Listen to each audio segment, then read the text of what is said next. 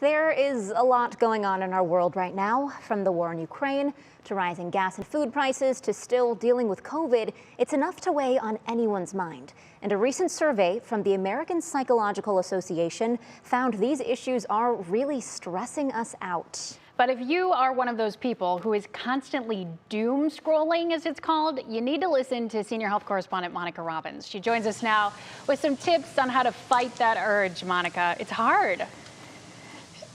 It really is. And you know what, guys? We all do it to some extent. But doom scrolling is the compulsion of scouring the internet or your social media for negative news. And since we are hardwired to be informed and prepared, well, we're always looking for ways to find safety and security during these uncertain times. It's not a big surprise, but it's also very, very easy to get addicted to this. And too much of it can actually mess with your mind. So your brain actually has a bad news filter, but when all you do is look for the negative, it may limit your brain's ability to embrace the good news, which can leave you feeling anxious, depressed, and stressed if you leave out all the good news. So it's been much worse, obviously, since the pandemic began, but many do this at night before bed, which obviously disrupts their sleep patterns, causes overeating, and it weakens the ability to process trauma.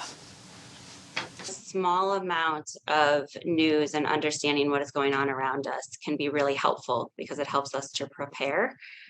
Too much becomes a problem because then our brains are primed to seek out and get fully absorbed in all of the negativity.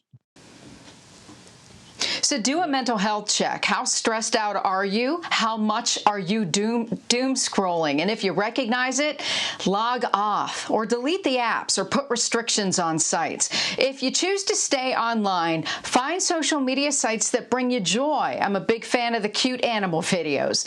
Limit exposure to bad news, especially before bedtime. And if the news is making you feel overwhelmed, anxious, or depressed, and it's getting worse, it may be very well time to seek out a mental health provider. And also, it is very important for parents to talk to their kids. What are your kids scrolling through? Remember, they have access to all the same information, so make sure you're checking in with your kids, finding out what they're looking at. And you know what? For all of us, it is never a bad thing to limit the screen time. I did it 3 months ago, and believe me, there was a lot of peace in my world when I wasn't looking at the computer all the time. We all need that time out. And I think we've recognized more recently, too, that check-in is important, just to see how you, or as you said, your kids are doing.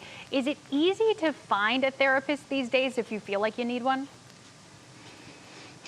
Ironically, there's good news and bad news. Okay, so the good news is, thanks to the pandemic, a lot of people are recognizing that they may need mental health services. So that's breaking the stigma, what we've been trying to do for years.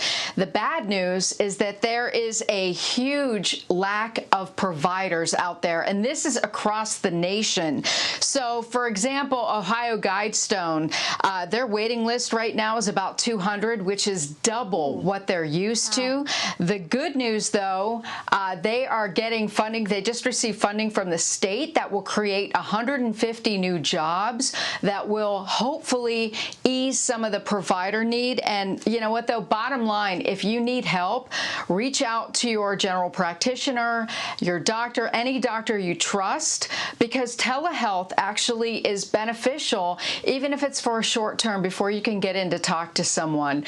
And there are also other options available. And one of the things, Sarah, I have to say, because of what's going on in the world, a lot of people like to get together with their like-minded friends and talk about this stuff. Yeah. And if you're always talking about the negative and the bad stuff that's going on in the world, maybe it's time you put some restrictions on those conversations too. You know, limit the politics, limit whatever you're talking about, just to give yourself a break and just, you know, and obviously get out in nature, take a walk. I don't care if it's snowing. I'm getting out there to walk the dog later. So many great tips. All right. Thanks, Monica.